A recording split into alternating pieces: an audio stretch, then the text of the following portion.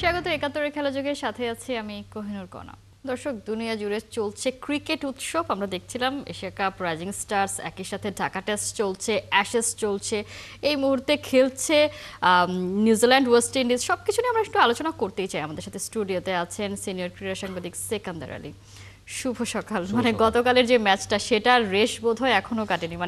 নাটকীয়তার উপর নাটকীয়তা। আমরা বোধহয় 2019 সালের ফাইনাল যে দেখেছিলাম ক্রিকেট ওয়ার্ল্ড কাপের, তখন যেরকম একটা সাসপেন্স কাজ করছিল, গতকালও আমাদের ভারতের সাথে ম্যাচ হলে তো সবসময় আমাদের একটা বাড়তি উত্তেজনা কাজ করে। সেই জায়গা থেকে একটা ম্যাচ আমরা হয়তো ইজিলি জিততে পারতাম, সেখান থেকে সুপার ওভার, এবং সুপার ওভারেও যেভাবে আসলে নাটকীয়তা জমে উঠেছিল, সব মিলিয়ে এই ম্যাচটা নিয়ে আপনার কি বিশ্লেষণ?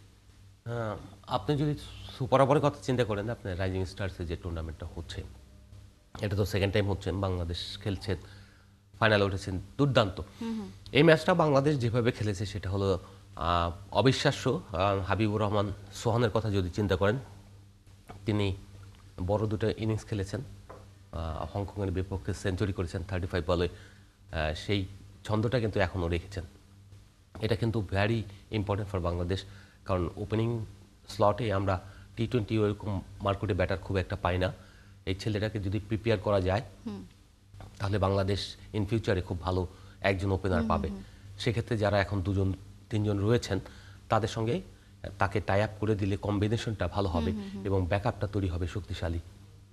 মিডল অর্ডারে আমরা সাফার করি সবাই, আমরা দেখি যে এখানে তাহিদ হৃদয় রয়েছেন, তার সঙ্গে আর কয়েকজন আছেন, কিন্তু তারা খুব একটা ভালো করছেন না। কিন্তু ব্যাকআপ যখন বাড়বে, তখন আপনার চ্যালেঞ্জটা কিন্তু তৈরি হবে। এই ধরনের টুর্নামেন্ট আয়োজন করার মূল লক্ষ্য তো আসলে সেরকমই। প্রত্যেকটা দেশই তাদের আসলে ব্যাকআপ বা বেঞ্চ বা আপকামিং যারা দলে, জাতীয় দলে ঢুকতে চাইবেন, তাদের জন্য সেই একটা জায়গা তৈরি করে রাখা। সেই জায়গা থেকে আমরা আমাদের দেখেছি, আমাদের যে দলটা নিয়ে গেছে, সেখানে আসলে পুরনো, নতুন, ইয়াং এবং যুবক সবাইকে মিলিয়ে আসলে এই দলটা হয়েছে।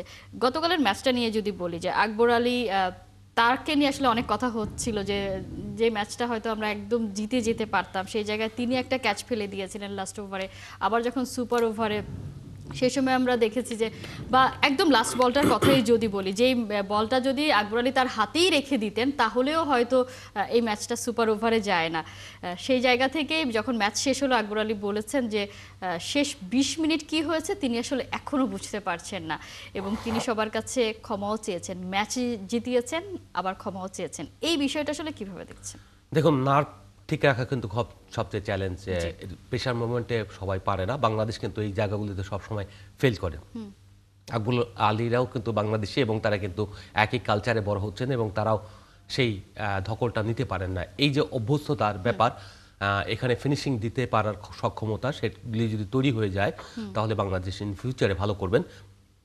লাস্ট 20 মিনিটস তারা আসলে একটা প্যানিকের মধ্যে ছিলেন, এবং সেই প্যানিকটাই তাদেরকে আজ কালকে ওই সুপার ওভার পর্যন্ত নিয়ে গিয়েছে। আপনি যদি দেখেন, ওয়েস্ট ইন্ডিজের বিপক্ষে বাংলাদেশ যে সিরিজটা খেলেছে ঢাকায়, সেই সিরিজের মধ্যে সেম ঘটনা ঘটেছে, যেটা হচ্ছে সোহান দৌড়ে গিয়ে আপনার কিপিং ছেড়ে তিনি চলে গিয়েছিলেন ফিল্ডিং করতে। সেই ফিল্ডিং করতে গিয়ে যেটা হয়েছে, সেটা হচ্ছে যে ক্যাচটাও নিতে পারেননি। আবার তিনি বল ড্রপ করাতে এখানে উইকেট কিপিংয়ের পেছনে ব্যাটার না থাকায় ওটা আউটও করতে পারেনি, কিংবা 1 রানের ফ্লোটা বন্ধ করতে পারেনি। সেম তিনি যদি ধরে দাঁড়িয়ে থাকতেন, তাহলে কিন্তু রান নিতে পারে না, সেক্ষেত্রে ওখানে জিতে যায়।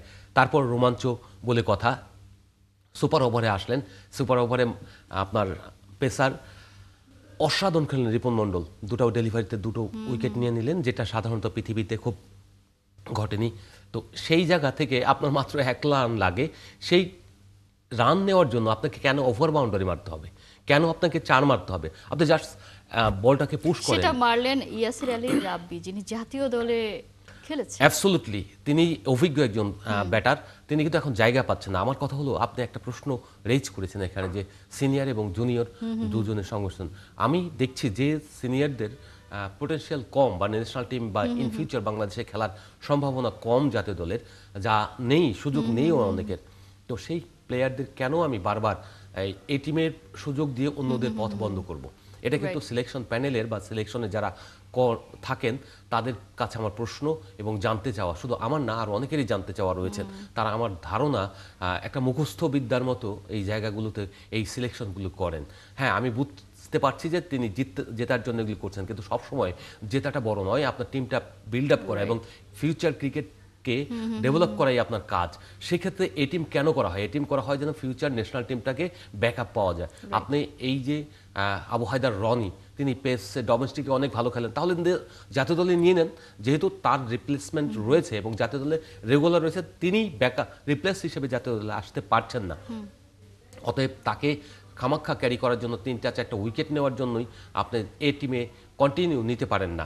নেওয়া উচিত কিনা সেটা আপনার বোঝা উচিত। আপনি বরঞ্চ এই জায়গায় যদি একজন উদীয়মান কিংবা 23-24 বছরের যে ডোমেস্টিকে খেলে অভিজ্ঞ রয়েছে, যার সম্ভাবনা রয়েছে, পটেনশিয়াল আছে, তাকে আপনি এখানে সুযোগ দেন এবং সে বাংলাদেশকে আউটপুট ঠিক দিবে। এবং ফিউচারে 3জন যদি খেলে, এখান থেকে একজন বেরিয়ে আসলো, সেটা আপনার জন্য সম্পদ হিসেবে পরিণত হবে। কারণ আমাদের তো আসলে প্লেয়ারই নেই, কেউ একজন ইনজুরিতে পড়লে বা কেউ একজন যখন তার ব্যাট প্যাচ যায় তখনও তাকে ক্যারি করতে হয়, কারণ তার কোনো ব্যাকআপ থাকে না। ছোট্ট করে একটু এই ম্যাচটা নিয়ে জানতে চাইবো, ভারত আসলে তাদের সুপার ওভারে বৈভবকে না পাঠানোতে সবাই বেশ অবাক হয়েছে, কারণ বৈভব যেভাবে পারফরমেন্স করছেন, মানে যেই ম্যাচে তিনি খেলতে পারছেন না সেই ম্যাচেও তার স্ট্রাইক রেট 200 থাকে, এরকম একটা অবস্থা। তাদের ক্যাপ্টেন বলেছেন যে বৈভব সুপার মানে ডেথ ওভারে খেলার মতো প্লেয়ার না, সে হচ্ছে পাওয়ার প্লেয়ার। আমরা দেখেছি ওয়েস্ট ইন্ডিজের বিপক্ষে যখন সুপার ওভার হয়, বাংলাদেশের ক্যাপ্টেন আসলে রিশাদকে পাঠানে, সেই ম্যাচে রিশাদ দারুণ খেলেছিলেন। এই যে এই ব্যাপারগুলো, মানে ওই সময়ে কাকে পাঠানো হবে, কে আসলে ওই সময় পারফর্ম করতে পারবে, এগুলো বুঝতে না পারা, এটা তো আসলে অদূরদর্শীদের একটা প্রমাণ। যেটা বললেন আপনি সবই ঠিক আছে, কিন্তু ঘটনা হচ্ছে যে বলটা পুরনো হয়ে গিয়েছে। যখন পুরনো হয়ে গিয়ে যায়, সেই বলটা সাধারণত ওই সময় যিনি ভালো খেলেছেন তাকেই নর্মালি পাঠানো কথা এবং পাঠিয়ে থাকেন। সেক্ষেত্রে ভারত বৈভবকে না পাঠিয়ে যেটা করেছে সেটা হলো যে পাওয়ার প্লের যে বলটা, নতুন বল, সেই সিকোয়েন্সটা তারা কিন্তু কাউন্ট করেছেন। বাংলাদেশের ক্ষেত্রে কিন্তু আমরা দেখেছি সেটা উল্টো, যিনি ছন্দে ছিলেন এবং পুরনো বলেই তিনি কিন্তু শর্টস খেলেছেন এবং ছোট বাউন্ডারির যে দিকে, সেই দিকটায় তিনি ওভার বাউন্ডারি শট খেলেছিলেন মূল গেমে। তো সেই ক্ষেত্রে ওইটা ফেল করেছিল ওই কারণে। এখানে যেটা করেছে সেটা তারা যে সিলেকশনটা করেছে, selection was good, but panic তো কাজ করে এই সময়, তো নার্ভ দুর্বল থাকে। সেই ওখানে রিপন মন্ডল আবার দুর্দান্ত ডেলিভারি দিয়েছেন। রিপন মন্ডল যে আসলে এমন করে ফেলবে, ব্যাক টু ব্যাক উইকেট নিয়ে যাবে, সেটা তো আসলে কেউ কল্পনাও করতে পারে। এটা আসলে সবথেকে, এবং সবকিছুর উপরে আমরা তো বলি যে 99% পারফরম্যান্স, 1% ভাগ্য, সেই ভাগ্য যার সাথে সঙ্গ দিবে সেই আসলে ম্যাচটা জিতে যাবে।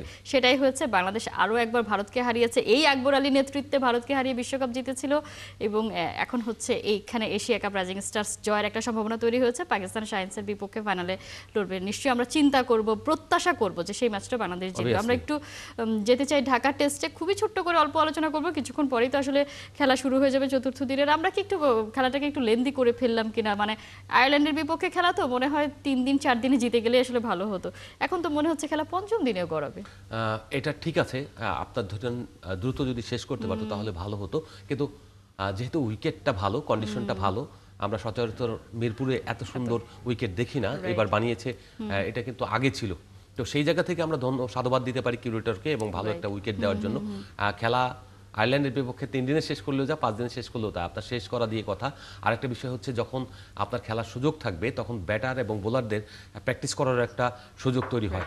আপনি ধরেন এই সিলেট টেস্টে যখন ওপেনাররা ভালো করেছিল, এখানেও দেখলাম আমরা ওপেনাররা ভালো করছে। তো এই ভালো করার মানে সেকেন্ড ইনিংসে তারা 117 রান, 9 রানের বোধহয় একটা জুটি করেছে। সেই জুটিটা ইম্পর্টেন্ট ছিল এবং পরবর্তীতে যারা ব্যাটিং করবেন, এখন যারা রয়েছেন আজকে, তারা আশা করা যায় একটা ভালো স্কোরে নিয়ে আপনার ইনিংস ডিক্লেয়ার করবেন। বাংলাদেশকে ফলো অন করালে ভালো করতো, মানে ঠিক করতো নাকি ঠিকঠাকই প্ল্যান, একটা চান্স হয়তো হতো, বা যদি আপনার করতে যায়। কিন্তু তার চেয়ে বড় ব্যাপার হচ্ছে আপনার ব্যাটারদের যদি আপনি প্র্যাকটিস করিয়ে নিতে পারেন, এটা একটা প্র্যাকটিসও।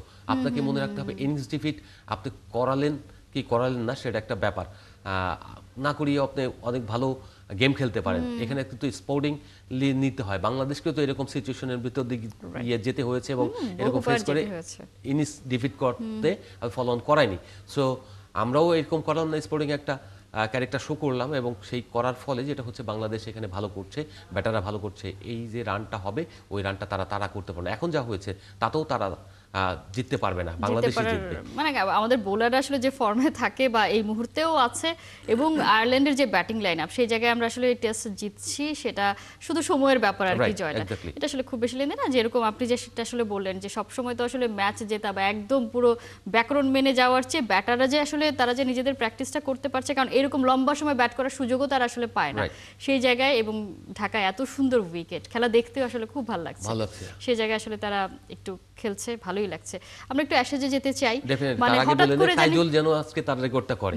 হঠাৎ করে কি এমন যেন হয়ে গেল, আমরা কিছুদিন আগে দেখলাম ইডেন গার্ডেন্স কি একটা আচরণ করলো, এবং এখন দেখলাম পার্থ, মানে মিরপুর ভালো হয়ে গেল আর সবাই খারাপ হয়ে যাচ্ছে, এটা কেমন যেন একটা হয়ে গেল। না না, বিষয়টা এরকম না, উইকেট পড়াই মানে আপনার যে খারাপ হয়ে যাওয়া তা নয়। কখনো কখনো সুইমিং কন্ডিশন, আমরা যেটা বলি বাউন্স, পেস অ্যান্ড বাউন্স যেটা থাকে, পার্থ কিন্তু এখন আর্লি সিজন, মৌসুমের প্রথম দিকে সবসময় দেখবেন গ্যাবা এবং পার্থ এই দুটো কন্ডিশন কিন্তু খুবই সুইমিং ফ্রেন্ডলি এবং পেস বাউন্স সব কিছু থাকে এখানে এবং রোমাঞ্চকর। ওখানে যারা খেলেন তারা খুব আনন্দ পান, এবং পেস বোলারদের যে একটা টেস্টের যে মজা আনন্দ সেটা কিন্তু ওখান থেকে দিয়ে থাকে সব সময় অ্যাশেজ খেলে যারা তারা বা অন্য দল। এবার পার্থে খেলা হচ্ছে, পার্থে যেটা হচ্ছে কন্ডিশন এত ফাস্ট যে এখানে দেখবেন স্টার্ট 7 উইকেট নিল, কিন্তু আবার চ্যালেঞ্জটা কি দেখেন, ইংল্যান্ড এমনভাবে বাউন্স ব্যাক করলো, বেন স্টোকস অলরেডি 5 উইকেট নিয়ে নিয়েছেন, আপনার 9 উইকেট পড়ে গিয়েছে। তো এই যে রোমাঞ্চকর, মানে খেলাটা 7 দিন 5 দিন করালো না, 4 দিন না 3 দিনে শেষ হলো, কিন্তু তার চেয়ে বড় ব্যাপার হলো কতটা রোমাঞ্চ রয়েছে এবং সেটাকে কতটা বিনোদন দিচ্ছে আপনাকে। শুধু যে ব্যাটারদের খেলা ক্রিকেট তা কিন্তু নয়, বোলাররাও যদি আপনার এটাকে রোমাঞ্চকর জায়গায় নিয়ে যেতে পারেন, যদি একটা ফিল দিতে পারেন, সেটা কিন্তু অসম হয়। আপনি দেখেন ওখানে কত দর্শক হয়েছিল সকালবেলা যখন টেস্ট শুরু হয়, তখন পুরো হাউস, ফুল হাউস, মানে স্টেডিয়াম ভরা, জ্যাম প্যাক। তো এরকম আমরা প্রত্যাশা সচরাচর আমরা সাবকন্টিনেন্টে করতে পারি না, আমরা ইংল্যান্ডে দেখতে পাই, আমরা অ্যাশেজের লেভেলটা তো আসলে একেবারেই আলাদা, অস্ট্রেলিয়াতে দেখি। তো সেই জায়গায় যে খেলাটা হচ্ছে সেটা খুবই ভালো। আবার এখানে যেটা বললেন ইন্ডিয়াতে যে টেস্টটা, এখানে এই আমাদের যে ইতে হয় পশ্চিমবঙ্গের যে ওই ইটা রয়েছে কন্ডিশনটা, এটা একটা মোটামুটি স্লোই হয়। এই সময় যেটা হয়েছে একটু ডিফারেন্ট স্লো করে দিয়ে চেষ্টা করেছে কি করা যায়, মানে পরীক্ষা আমাদের মতো আসলে তারা হোম কন্ডিশনের সুবিধা নিতে গিয়ে আসলে তারাই সেখানে কাটা পড়ে গেছে, এরকম একটা কিছুই হয়েছে। আমরা স্টার্ককে দেখেছি যে মানে স্টার্কের বোলিং দেখে মনে হচ্ছিল আগুনের গোলা, এরপর যখন স্টোকস বল করছিল তখন আবার মনে হলো এইটা আবার কি, মানে যোগ্য জবাব, যেমন বাঘা তেঁতুল বনউল ঠিক সেরকম লড়াই। সেই জন্যই কি আসলে অ্যাশেজ এত বেশি উত্তেজনাপূর্ণ, মানে কেউ কাউকে ছাড় দিবে না, একদম লাস্ট বল অবধি লড়াই করে যায়। দেখুন এই যে খেলাটা, এই খেলাটাকে, ক্রিকেট খেলাটাকে জমিয়ে দিয়েছে অ্যাশেজ, মানে ইংল্যান্ড এবং অস্ট্রেলিয়া তাদের মধ্যে যে রাইভেলিটি, সেই রাইভেলিটি এমন জায়গায় নিয়ে গেছে, ক্রিকেটটা যেন তাদের জন্যই তৈরি, এবং তারা এই খেলাটাকে টেস্ট, বিশেষ করে টেস্টকে তারা এমন উচ্চতায় পর্যবসিত করেছেন, যারা এই টেস্ট খেলা দেখেন তারা বুঝতে পারবেন যে অ্যাশেজ না দেখলে মনে হবে যে আপনি টেস্ট ক্রিকেটটা দেখলেন না। তো এই যে লড়াই, এই যে জেতার একটা মানসিকতা, সেটা স্পোর্টিংলি, সেটা তার কিন্তু হাতাহাতি দিয়ে না, তারা লড়াইটা করে স্পোর্টিং একটা ক্যারেক্টার শো করে। তো সেই জায়গা থেকে আমরা প্রথম দেখলাম স্টার অসম বোলিং দিলেন, সেই বোলিং দিয়ে তারা উইকেট নিলেন, সব অল আউট করলেন, তখন বললো ইস কী হলো। কিন্তু বেন স্টোকে এসে আবার যখন আপনার গেমটা চেঞ্জ করে দিলেন সিচুয়েশনে, তখন মনে হলো যে ইটস আ থ্রিলিং। তো এই যে থ্রিলিং, 3D সিনেমার মতো যে একটার পর একটা রহস্য আসছে এবং সেইটা আতঙ্কের মতো আসছে আপনার কাছে, আবার রোমাঞ্চ হয়ে আসছে। তো এই থ্রিলিংটা আমাদের জন্য, টেস্টের জন্য খুব দরকার ছিল। অ্যাশে যে আমরা এই বিনোদনটা পাই এবং এই বিনোদনটা যেন থাকে, এবং পুরো গেমে যতক্ষণ পর্যন্ত 4th ইনিংস পর্যন্ত হয়তো ক্যারি করবে, এবং এটা যখন ক্যারি করবে ততক্ষণ পর্যন্ত দর্শক এখানে আগ্রহ নিয়ে দেখবে। একেবারে আমরা তো দেখি যে মাঠে যেমন দর্শক থাকে, টিভি পর্দায়, মোবাইলে, সব জায়গায় আসলে এই একটা বলও কেউ আসলে মিস করতে চায় না, এতটাই রোমাঞ্চকর থাকে। নিশ্চয়ই আমরা সবকিছু শুরুতেই যেমন বলেছিলাম যে ক্রিকেটের উৎসব চলছে, আমরা সবই দেখার, টুকটাক করে দেখার চেষ্টা করছি। সেকেন্দার আলী, অসংখ্য ধন্যবাদ যুক্ত থাকার জন্য।